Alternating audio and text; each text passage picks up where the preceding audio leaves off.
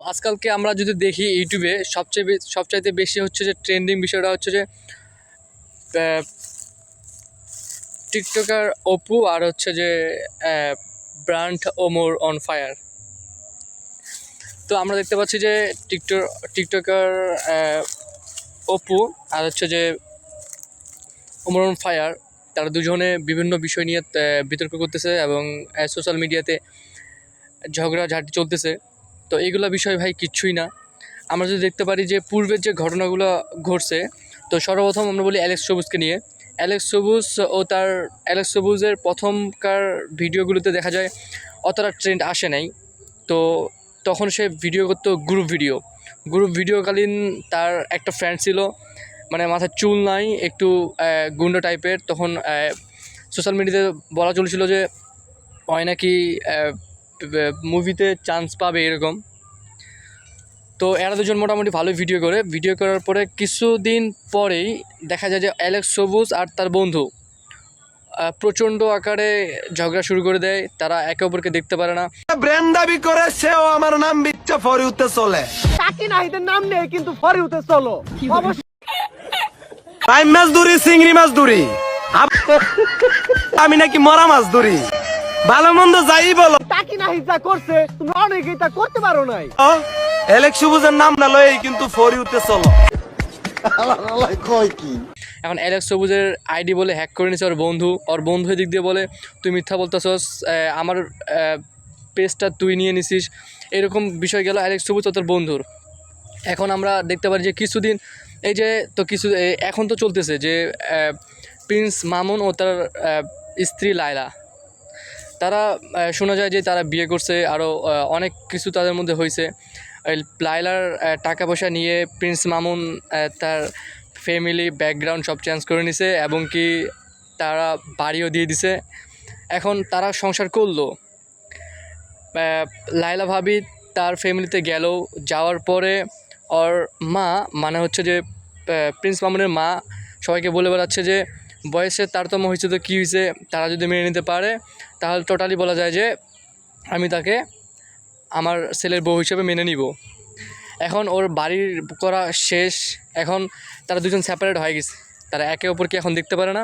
আমার নামে 2টা মামলা করা হয়েছে, আপনারা জানেন। লায়লা 2টা মামলা করেছে। প্রথমে করেছে আপনার অ্যাটেম্প টু মার্ডার মামলা, যেটা একটা হচ্ছে দর্শন মামলা। প্রথম যেহেতু অ্যাটেম্প টু মার্ডারে কিছু করতে পারে নাই, তাই দেন হচ্ছে দর্শন মামলা দিছে। তো ওইটা লায়লা সোশ্যাল মিডিয়া বলতেছে যে মামুন যদি আমার কাছে আসে তার জন্য আমার দরজা খোলা, কিন্তু ব্যক্তিগত আকারে যদি দেখা যায় যে লায়লাও ওকে দেখতে পারে না, প্রিন্স মামুনও ওকে দেখতে পারে না।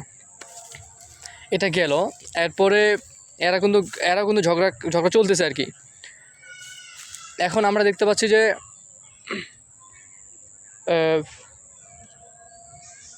আরও কয়েকটা এরকম বিষয় আছে, যেমন হচ্ছে যে আমাদের পরিমণি কিন্তু অনেকগুলো বিয়ে করছে। তারপরে তার কিছুদিন আগেই একটা বিয়ে করার বাচ্চা হলো, তার নাম হচ্ছে যে রাজের সাথে ওর বিয়ে হলো। কেন আমি তো পাশেই আছি, এই যে আমি তো পাশে, মানে আর কিভাবে পাশে আমি না হচ্ছে অনেক নটি, অনেক দুষ্ট, এটা তো আমরা সবাই জানি। বিয়ে হওয়ার পরে তাকেও সে এখন দেখতে পারে না, বলতে গেলে তারও সেপারেট। এই যে সেপারেট বিষয়গুলো যে হচ্ছে, এগুলো মূল বিষয়টা কী ভাই? মূল বিষয়টা হচ্ছে যে কিছুদিন ওরা সোশ্যাল মিডিয়ায় প্রকাশ করবে যে আমরা বিয়ে করলাম। বিয়ে করার পরে তারা কয়েকদিন ইউটিউব কোন, সোশ্যাল মিডিয়া কোন, ফেসবুক কোন, সব জায়গায় তারা তোলপাড় লাগিয়ে দেওয়ার পরে তারা সবসময় একটু ট্রেন্ডে থাকবে, ভালো ভালো গান ছাড়বে, ভালো ভালো মুহূর্ত শেয়ার করবে। তারপরে দেখা যায় যে কিছুদিন পরে যখন দেখবে যে এটার আমাদের ইনকাম করার সাইট শেষ, তারা তখন আবার নতুন করে ইনকামের সাইট বের করে। ইনকামের সাইটটা হচ্ছে যে তারা হয় বিভক্ত হয়, না হয় একে অপরের প্রতি দোষ চাপাই দেওয়ার পর তারা সেপারেট হয়ে আরও কিছুদিন এভাবে চলে।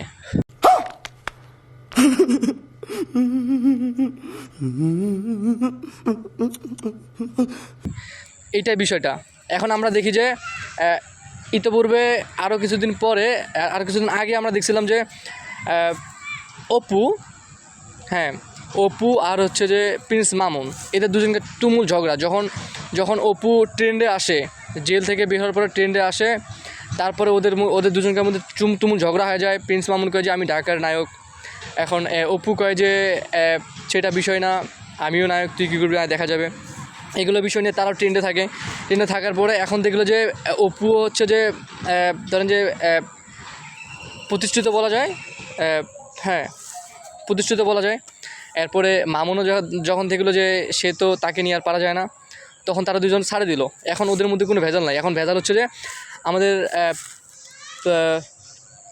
কী বলা হয় ওকে, নাম তো ভুলে গেছে, টিকটকার অপু আর হচ্ছে ওমর অন ফায়ার। এখন বিষয়টা আসছে ওমর অন ফায়ার, কারণ ওমর অন ফায়ার আর হচ্ছে টিকটকার অপু। টিকটকার অপু বলা যাবে না, আমি একজন ছোটোবেলা থেকে আমি ওর স্টাইল কম, তারপরে হচ্ছে যে যেহেতু অনেক কষ্ট করছে। প্রথম অবস্থায় সে সেলুনে কাজ করছিল, তারপরে চুল কালার করে এদিক ওদিক করে ভিডিও করে, তারা অনেক গরিব ফ্যামিলির ছেলে লোক, তো সেই বলা যায় যে তাকে খারাপ বলা যাবে না। সে যে কোনো একটা সাইড নিয়ে কাজ করছে। কারণ আমি যখন ছোটোবেলায় এগুলো কিছু বুঝতামই না, এখনও বুঝি না, বুঝতে চেষ্টা করতেছি, তবে দেরি হবে আমার। তো তখনকার সময় ওরা হচ্ছে যে খুব হিট করে সোশ্যাল মিডিয়া কাঁপাইছে, তারা বিভিন্ন ভিডিও করছে, টিকটক কোন এইটা কোন ওইটা কোন, টোটাল মিলে তারা ওসাম। ধরেন যে তারা তাদের কিছু টাকা থাকা না সত্ত্বেও তারা যে এই পর্যন্ত যে আসতে পারছে, এটা আসলে গর্বের একটা বিষয়। তাকে টিকটকার বললো তার কোনো দোষ নেই। এরপরে আমরা আরেকটা বিষয় বলতে পারি, সেটা হচ্ছে যে Omar on fire. Omar on ফায়ারের কথা যদি বলি আমরা, ওমর অন ফায়ারকে সোশ্যাল মিডিয়া সবাই তাকে হচ্ছে যে ব্র্যান্ড বলে দাবি করে। এমনকি এই বিষয়টা কিন্তু তার ফ্যান ফলোয়ার থেকে আসে নাই। ওমর অন ফায়ার যে তলে যে বিয়ে করছে, তারপরে ধরেন যে ভাইরাল হওয়ার জন্য ইন্ডিয়ান কিছু কন্টেন্ট খুঁজছে, সে ইন্ডিয়ান কন্টেন্ট কপি করে সে নতুন ভিডিও বানায়। কিছু নিশাখুর ভিউ একদম অমরের বউ, মানে তোমাদের আম্মুর জায়গা মতো দিয়া দেবো। শিষ্যরা বুঝলা গেছে কোন প্রজন্মের বাসা আমরা। দেখ ভাই, তোরা যারা আমার চোখের কালো নিয়ে বলো যে আমি নেশা করি, তোদের জন্য আসলে তার আব্বু বলছে মনে হয় চুল কাটবে এরা। কমেডির সেগুলো মানুষ দেখে ফ্যান ফলোয়ার এভাবে বাড়ে ওর। আর বাড়ার পরে তার এমন কথা এবং এমন কন্টেন্ট নিয়ে মানুষ তাকে ভালোভাবে এবং তাকে সবাই গুরু বলে মানে অপুর হিসাবে তাকে আব্বা বলে ডাকে। এখন বিষয়টা আপনারা দেখেন যে সে ওইদিকে টিকটকার অপু আর হচ্ছে যে ওমর অন ফায়ার। টিকটকার অপুর ক্ষেত্রে আমি বলি তার বাপের সঙ্গে কোনো সংযোগ নেই।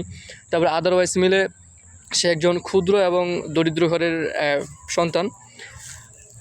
সেক্ষেত্রে বলা যায় যে সে যে অবস্থায় এখন আছে, দুবাই যে এখন মাগিবাজি করুক বা কোনো অন্য একটা মেয়ের সাথে ভিডিও বানাক, সেটা তার টোটালি একটা ক্যাপাসিটি, তার কিন্তু লক্ষ্য থেকে কিন্তু সে হারায় নেই। আর এদিকে ওমর অন ফায়ার সে কী আর বলবো, সে দু একদিন আগে একটা ভিডিও ছাড়ে আর সবাই তাকে নিয়ে তুলপার হয়ে যায়। এটা তার পার্সোনালি একটা ট্যালেন্ট বলা যায়। তো এদের দুজনকে যে ঝগড়া যে হচ্ছে, এই ঝগড়াগুলোকে মানে ইউটিউবে আরও অনেক লোক ভিডিও ছাড়ে, তারাও একটু ভিডিও ইনকাম করে। এটা তাদেরকে বলা যাবে যে টাকা ইনকামের একটা সাইট। আমি আর আপনি আজকে ঝগড়া করব, আজকে বন্ধু হবো, আমরা 2 দিন পরে এই বন্ধুত্ব নিয়ে ইউটিউব কোন সোশ্যাল মিডিয়া কোন ভাইরাল হওয়ার পর আমাদের কিছু ভিউ হবে। ভিউ হওয়ার পর আমরা সেখান থেকে আমাদের পেজ যেহেতু পাবলিশড, চ্যানেল যেহেতু পাবলিশড, তো আমরা সেখান থেকে টাকা ইনকাম করবো। ইনকাম করার পরে যখন দেখবো যে আমাদের ভিউ কমা শুরু করে দিয়েছে, নিত্য নতুন সবাই এগুলো দেখতেছে, তখন তারা নতুনভাবে টাকা ইনকাম করার জন্য তারা দুজন সেপারেট হয়ে যাবে। হয়তো পার্সোনালি কোনো কল টল দেওয়া হোক, যে কোনো বিষয় হোক, সেপারেট হওয়ার পরে আবার তারা ইনকামের সোর্স বের করবে। तू समझा? हाँ नहीं तू समझा नहीं। তো এটা হচ্ছে বিষয়। তো বাংলাদেশের জনগণ বলতে গেলে অনেক বোকা, এবং বোকা বলা যাবে না, তারা ফাউল বিষয় নিয়ে বেশি মাথা ঘামায়।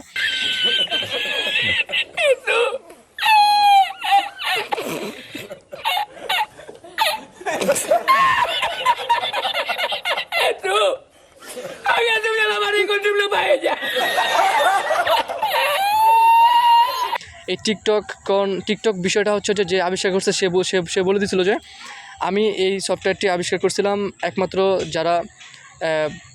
যাদের মাথার ব্রেন কম এবং যারা সবসময় বসে থাকে তাদের জন্য, মানে জ্ঞান শক্তিহীন লোকদের জন্য। তো বাংলাদেশে আর ভারতে যে এর পরিমাণও খুব বেশি, সেটা তার জানা ছিল না।